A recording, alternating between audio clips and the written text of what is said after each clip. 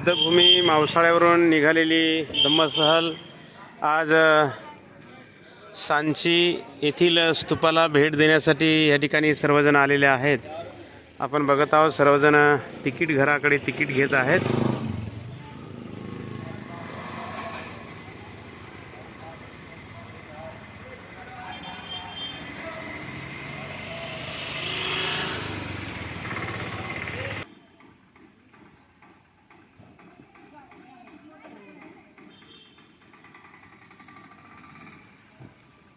संपूर्ण उपासक तिकीट काढून सांची स्तूपाकडे जाताना आपण बघत आहोत। बरेच उपासक रिक्षामध्ये वर स्तूपाकडे गेलेले आहेत।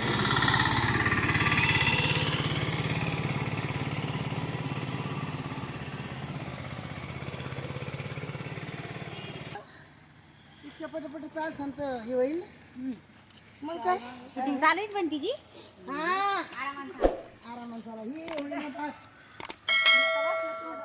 सांची येथील स्तूपाकडे जाताना जो पुराणा मार्ग पायऱ्या चढून जाण्याचा जो मार्ग आहे, हा पायऱ्या चढून सर्व उपासक वरती जात आहेत। आपल्या धम्मसहलीमधील उपासक जवळजवळ अर्ध्याच्या वर रिक्षा घेऊन गेलेले आहेत आणि आता हे सर्व उपासक पायऱ्या चढून वर स्तूपाकडे जाताना आपण बघत आहोत।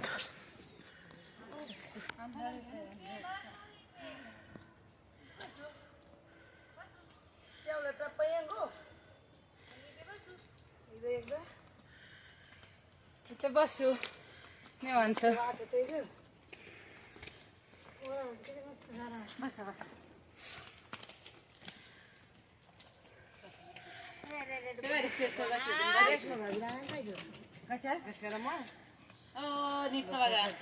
अशा पद्धतीने हा जुना पायऱ्या चढून उपासक या ठिकाणी अर्ध्या मधात पोहोचलेले आहेत।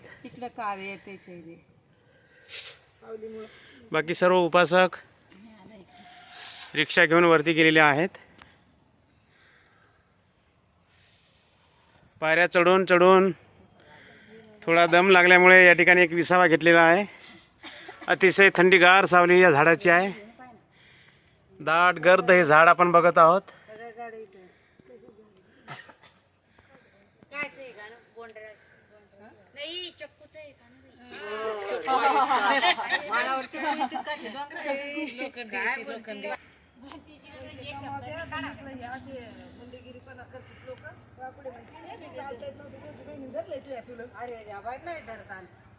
म्हणजे अजून चालतच येत नव्हतं दोघीन धरेली तुला तिला जमत नव्हतं मी धरून चालत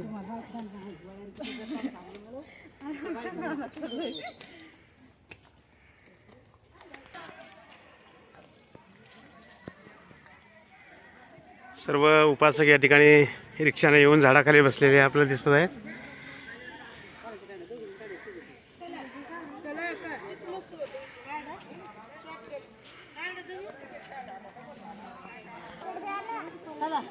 स्कॅनर होऊन जाईल आपल्याला आणि त्याची बॅग चेक करायला ना मेरा काही रुक जाई जरा।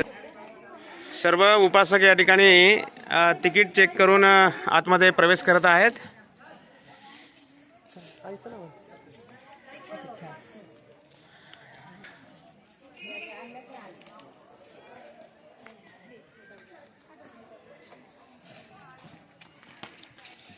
अशा पद्धतीने सांची स्तूपाकडे येताना सर्व उपासकांची तिकीट चेकिंग करूनच आतमध्ये प्रवेश दिला जात आहे। आपण बघत आहात सर्व उपासक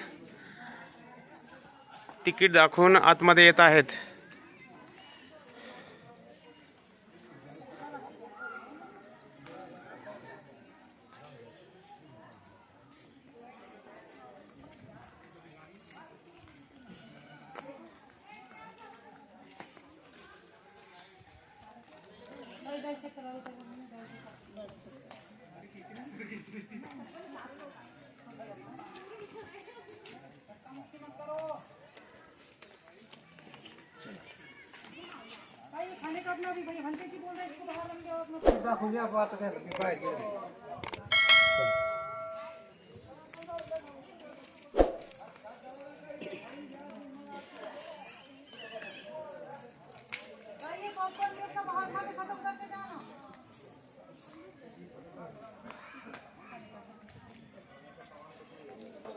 पाण्याची बाटली मोबाईल हाताकडे ठेवा.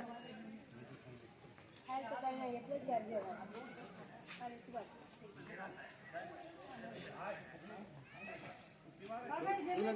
हा दे ना तू 2 मिनिटं.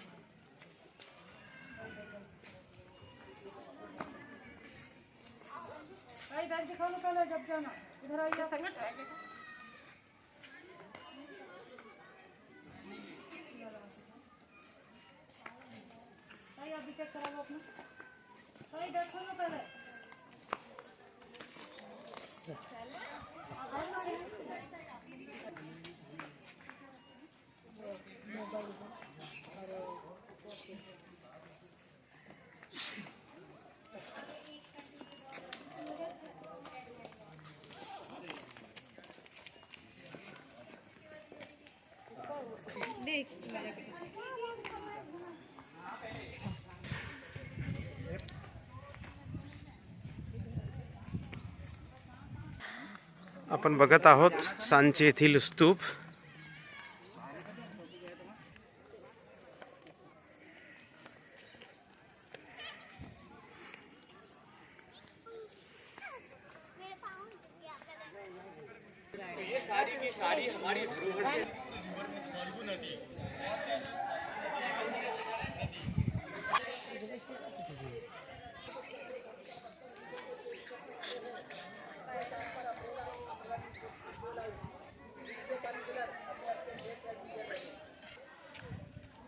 आपण बघत आहोत सांची येथील स्तूप.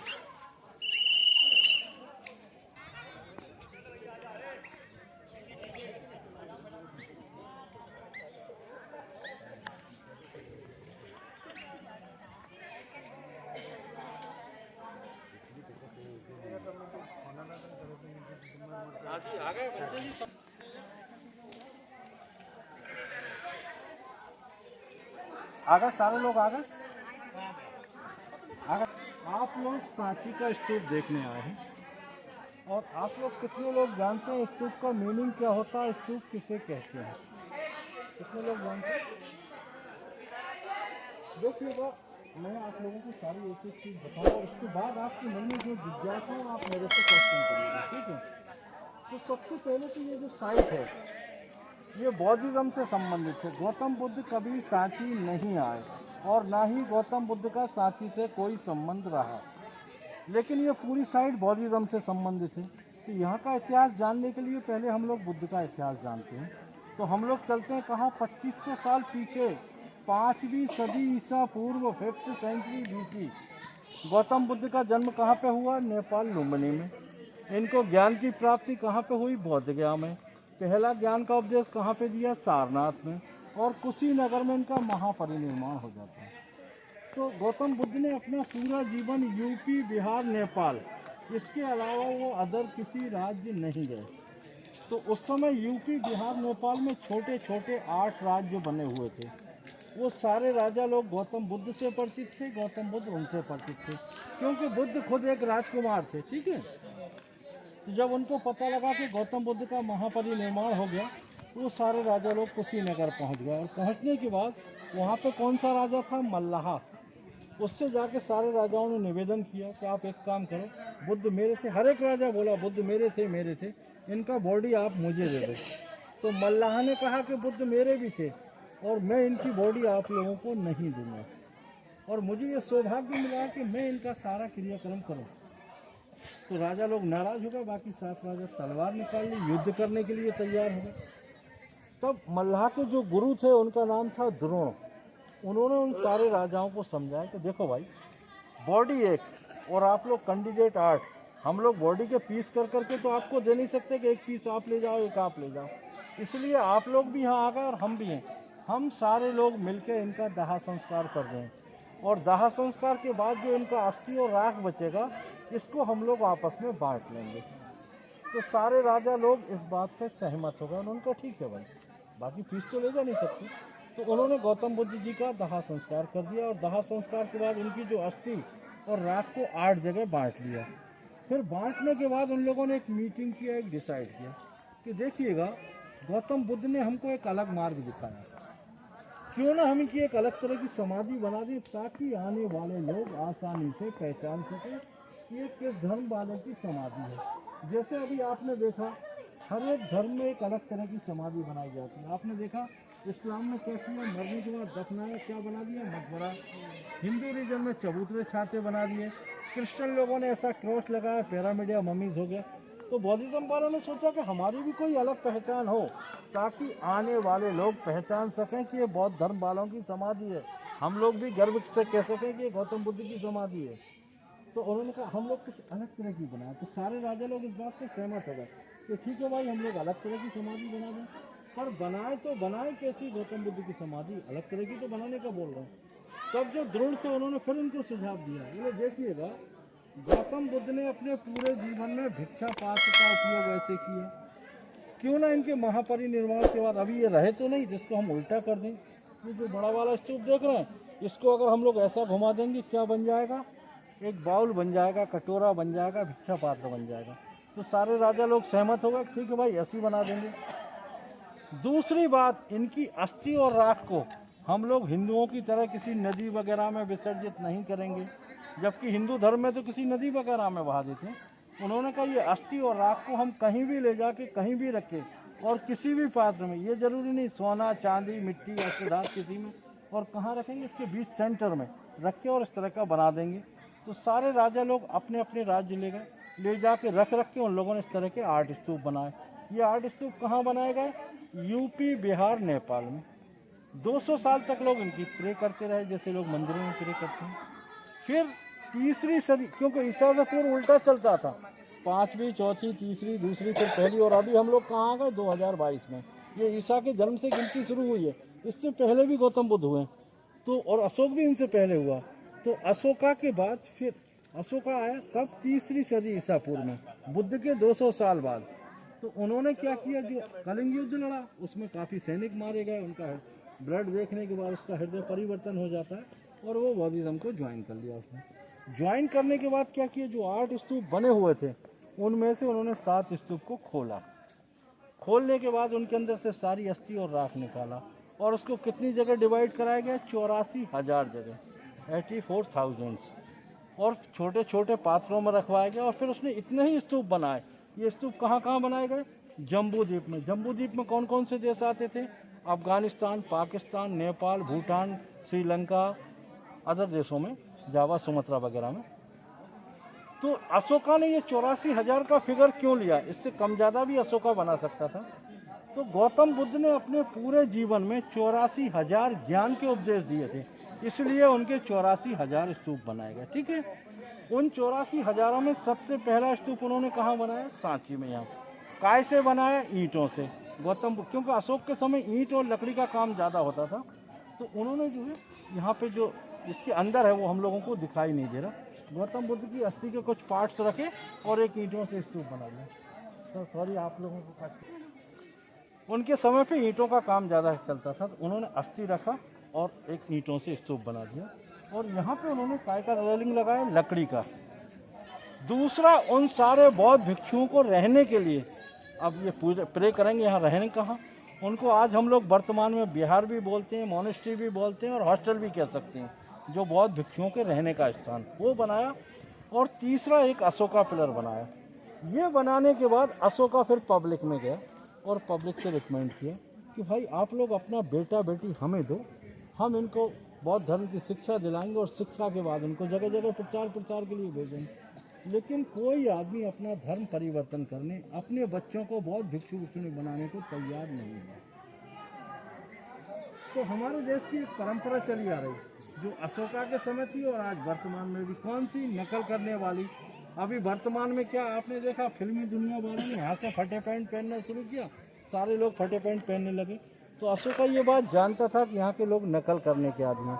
तो अशोका ने क्या किया, सबसे पहले जो उनकी सेकंड वाइफ यहाँ से 9 किलोमीटर दूर जो विदिशा शहर का नाम सुना, यहाँ अशोक की ससुराल थी दूसरी वाली, जिसका नाम था देवी विदुषी। उससे एक लड़का हुआ था जिसका नाम महेंद्र हुआ और एक लड़की हुई, इसका नाम संघमित्रा हुआ।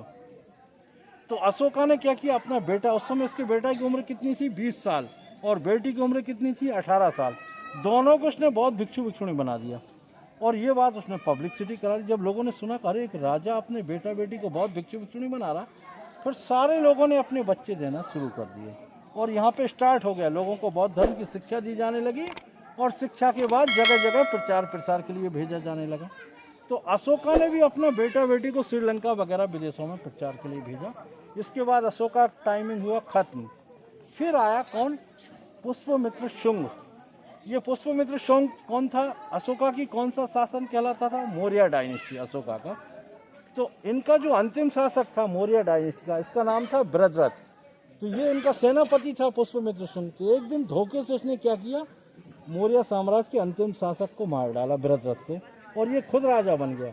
राजा बनने के बाद ये बौद्ध धर्म का अपोजिट वाला था। इसने काफ़ी बौद्ध भिक्षुओं की हत्याएं कराई, काफ़ी मॉन्यूमेंटों की क्षति पहुंचाई। फिर इसके बाद इसका बेटा बैठा गद्दी पे, उसका नाम था अग्निमित्र शुंग। शुंग शासक डायनेस्टी तैयार शुरू हो गई। तो जब अग्निमित्र शासक बना तब उससे रिकमेंड किया, ये ईंटों वाला स्तूप भी बिखरने लगा, लकड़ी की रेलिंग खराब हो गई, तब उससे रिकमेंड किया कि साहब तो ऐसा ज़रूरी नहीं कि बाप खराब हो तो उसका बेटा भी खराब हो। तो लेकिन जो शुंग, अग्निमित्र शुंग जो था वो अपने बापों की तरह नहीं था, उसने जो है सभी धर्मों को साथ लेके चलने वाला था। उसने क्या किया, ईंटों वाले स्तूप को तो यथावत रहने दिया, उसको डिस्टर्ब नहीं किया, बाहर से इसको पूरे को पत्थर से कवर्ड करा दिया। ये सामने हम लोग पत्थर देख रहे हैं, फिर इसके ऊपर 3 छत लगाए और इसकी उम्र बढ़ाने के लिए उसने सभी में प्लास्टर लगा दिया। अभी कुछ प्लास्टर लगा हुआ, बाकी जगह का निकल गया है, और ऊपर का रेलिंग लगाया। फिर उसने सोचा कि अगर ये सारा काम मैं अकेला करवा दूंगा तो इसमें पब्लिक का इंटरेस्ट नहीं रहेगा, पब्लिक कहेगी हमें क्या लेना देना, वो तो राजा का बनाया हुआ। तो उसने पब्लिक से कहा कि आप लोग इसमें कुछ दान देना चाहें तो दे सकते हैं। तो उस समय लोकल लोगों ने ये सारे पत्थर दान में दिए। हर एक पत्थर पे आप देखेंगे उस समय जो लिपि होती थी, ब्राह्मी बोलेंगे तो पाली, उन दानदाताओं का नाम लिखा हुआ। जैसे मैं अभी आपसे हिंदी में बोल रहा हूँ, अगर इसको राइटिंग में दूंगा तो ये लिपि होगी देवनागरिक। इसी तरह से ये जो लिपि है ये ब्राह्मी है, पढ़ेंगे बोलेंगे तो पाली, ठीक है, उन दानदाताओं का नाम लिखा हुआ। इसके बाद फिर आया पहली सदी ईसा पूर्व, लगभग आज से 2100 साल पहले। तो बुद्ध को 2500 हो गए, अशोका को 2300, शुंग को 2200। फिर 2100 साल पहले आए पहली सदी ईसा पूर्व में सतवाहना, जो आंध्रा के शासक थे, राजा गौतमी पुत्र सतकर्णी। उन्होंने ये 4 तोरण द्वार लगा दिए। ये जो गेट देख रहे हैं आप लोग, इनको एक्चुअली तोरण द्वार क्यों कहा जाता है, द्वार क्यों नहीं कहते हैं। ये जो साइड में 3-3 पट्टियाँ लगी हैं, अगर इन पट्टियों को हटा दिया जाए तो ये द्वार रह जाएंगे। इन्हीं की वजह से इनको तोरण द्वार कहते हैं। और तोरण द्वार मीन्स स्वागत गेट या वेलकम गेट। जब इन गेटों को लगाया गया तब क्या था, बौद्धिज्म में भी 2 पार्ट है। जैसे आप लोगों ने जैन धर्म में सुना दिगंबर और श्वेतंबर, इसमें था हीनयान और महायान। लेकिन इन दोनों पार्टों में फ़र्क क्या था, तो जो हीनयान लोग थे वो बुद्ध की मूर्ति के अपोजिट वाले थे। वो लोग गौतम बुद्ध को मूर्ति के रूप में लाइक नहीं करते। क्यों लाइक नहीं करते थे, क्योंकि गौतम बुद्ध ने अपने जीवन में कहा था कि आप मुझे भगवान ना माने, मेरी मूर्ति की पूजा ना करें, आपको मैं जो मार्ग दिखा रहा हूँ आप इस मार्ग पे चलिए। इसलिए वो लोग गौतम बुद्ध की मूर्ति को लाइक नहीं करते थे। और महायान लोग उनको भगवान मानते थे, उनकी मूर्ति को लाइक करते थे। लेकिन उस समय हीनयान लोगों की संख्या ज़्यादा होने की वजह से उन्होंने इन 4 द्वारों में कहीं भी बुद्ध को मूर्ति के रूप में नहीं लगाने दिया। तब महायान के लोगों ने कहा कि इसमें आप छोटी मोटी बुद्ध के जीवन की घटनाएं दिखा रहे हैं, फिर आप मूर्ति तो लगा नहीं रहे, बुद्ध को कैसे दिखाएंगे कि ये बुद्ध हैं। तब उन्होंने कहा बुद्ध को आप सिंबॉलिक रूप से दिखा दो। तो सिंबल मीन्स, जैसे आप लोगों ने शिवलिंग देखा, शिवलिंग क्या है, शिवा का एक सिंबल है, शिवा की मूर्ति नहीं है वो।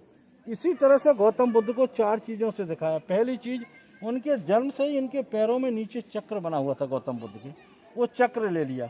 दूसरी चीज़, ये राजकुमार से राजाओं के ऊपर छाता लगाई जाती, छाता ले ली। तीसरी चीज़, जिस पेड़ के नीचे इन्होंने बैठ के तपस्या की, जिसे हिंदू धर्म में लोग पीपल का पेड़ कहते हैं, बौद्ध धर्म उसको बोधि वृक्ष कहने लगे, वो पेड़ ले लिया। चौथी चीज़ कि आज हम लोग घर में प्रे वगैरह करते हैं, कोई कपड़ा बिछा के उसके ऊपर प्रे करते हैं। इसी तरह से गौतम बुद्ध ने एक हाफ स्टोन, एक हाफ पत्थर के ऊपर बैठ के प्रे की थी, वो पत्थर को ले लिया। इन 4 चीज़ों में से कोई भी एक चीज़ आप देखोगे समझ जाएंगे बुद्ध हैं, और उनके जीवन में जो जो घटनाएं घटी छोटी मोटी इन 4 द्वारों पे दिखाई गई हैं। कभी तो छत्र से बुद्ध को दिखा दिया, कभी चक्र से दिखा दिया, कभी पेड़ से दिखा दिया, और कभी हाफ स्टोन से, है ना। पर मूर्तियाँ आप कहीं नहीं देखेंगे। तो यहाँ पे जो है 3री सदी ईसा पूर्व से लेके 12वीं सदी ईसा के बाद तक 1500 सालों तक बौद्ध धर्म का प्रचार प्रसार चला। इन 1500 सालों में कई राजा यहाँ से निकल के गए, कई राजाओं ने राज्य किया, किसी ने डोनेशन दे दिया, किसी ने हॉस्टल बनवा दिया। फिर ईसा के बाद 5th सेंचुरी AD 5वीं सदी ईसा के बाद आज से 1500 साल पहले एक और डायनेस्टी आई, इसका नाम है गुप्ता पीरियड। उनके समय पे सोने के सिक्के चलते थे, इसलिए उनको गोल्डन पीरियड भी कहा गया। तो उनके समय पे बुद्ध की मूर्तियाँ बनने लगी, मंदिर बनने लगे, महायान के लोग ज़्यादा हो गए, मूर्तियों की पूजा करने लगे। तो उन्होंने एक मंदिर बना दिया और उसके अंदर चारों गेटों पे 4 मूर्तियाँ लगा दी। और इन्हीं 1500 सालों में क्या रहा कि जो स्टूडेंट्स कंप्लीट हो जाते थे, जिनकी शिक्षा पूरी हो जाती थी, उनको तो जगह जगह देश विदेश प्रचार प्रसार के लिए भेज दिया जाता था। जो लोग यहाँ रहा करते, जैसे प्रिंसिपल हुआ, टीचर्स हुआ या स्टूडेंट्स हुआ, जैसे जैसे इनका महापरिनिर्वाण होता गया, उनका भी दाह संस्कार किया, क्योंकि उन लोगों की भी इच्छा थी कि हमने पूरा लाइफ बौद्धिज्म में लगा दिया, तो हमारी भी यहाँ स्तूप बनाए जाएँ। तो उनकी राष्ट्रीय, जैसे बड़े भिक्षु थे, उनकी अस्थि रखी, बड़ा स्तूप बना दिया। टीचर उनसे छोटे थे, वो उससे छोटा बना दिया, उससे छोटे।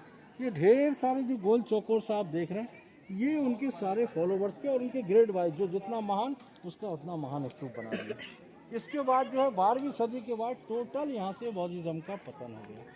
500 सालों तक इस जगह की कोई वैल्यूएशन नहीं रही। उसी पीरियड में यहाँ से मुगलों का निकलना हुआ, मूर्तियाँ वगैरह तोड़ गए, लोग पत्थर ले गए, उन लोगों ने भी तोड़ फोड़ की, और ये समय के साथ पूरा जंगल में कवर्ड हो गया। 500 सालों तक ये जंगल में रहने के बाद फिर सबसे पहले यहाँ पे कौन लोग आए? अंग्रेज लोग आए। ये अंग्रेज लोग कौन थे? आर्मी ऑफिसर थे। यहाँ कैसे पहुँच गया? शिकार खेलने के लिए। जब उन्होंने देखा अरे ये क्या है, क्यों बनाया जाता है, वो लोग नीचे गए, गांव वालों को बुला के लेके आए। गांव वालों से पूछा भाई ये क्या है, क्यों बनाया जाता है। गांव वाले भी इनके विषय में नहीं जानते थे। और आज भी जो यहाँ 80-90 साल का उम्र का आदमी होगा ना, उससे आप पूछेंगे भाई ये क्या है, तो वो बोलेगा इनको सास बहू के बिठे। बिठे यहाँ किसे बोले जाते हैं? जो गाय भैंस के गोबर से बनाए जाते हैं, जिन्हें हम लोग ओपले या कंडे कहते हैं। उन्होंने कहा सास ज़्यादा काम करती, जिसने बड़ा बना दिया, और बहू कम काम करती, छोटा बना दिया। इसी के सामने एक और स्तूप बना हुआ, स्तूप नंबर 3। तो अंग्रेज लोग हंसने लगे। उन्होंने कहा यार इनको कुछ पता नहीं, हम ही लोग पता लगाते हैं। अंग्रेज लोगों का ऐसा सोचना रहा कि इनके अंदर किसी राजा वाजा का खजाना छूट गया, क्यों कई मंदिरों से उनको सोना चांदी मिला। तो उन लोगों ने सोचा यहाँ से लोकल लेबर बुला के लेके आए और इसको तोड़वाना शुरू किया। कहाँ से तोड़वाया इसको? इसी साइड से।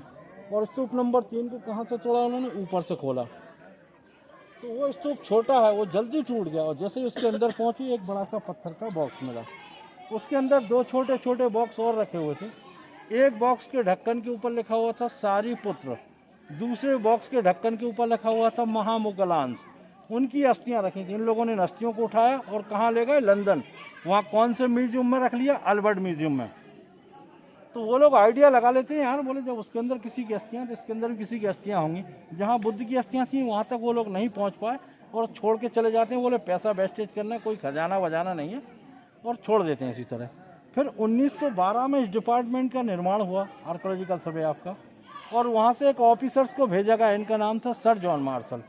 उन्होंने क्या किया, जो जो मॉन्यूमेंट्स मिट्टी से दब गया था उसको खुदाई करके निकाला, जो जो उसके पार्ट्स मिले उसको फिर से जोड़ दिया, और ये दोनों स्तूपों को उन्होंने फिर से जोड़ दिया। इसके अंदर तो बुद्ध की अस्थियाँ थी, वो तो डिस्टर्ब की नहीं, फिर जोड़ दिया। और उसकी अस्थियाँ लंदन में रखी, लेकिन बगैर अस्थि रखे उन्होंने उसको जोड़ दिया। फिर हमारा देश आज़ाद हुआ।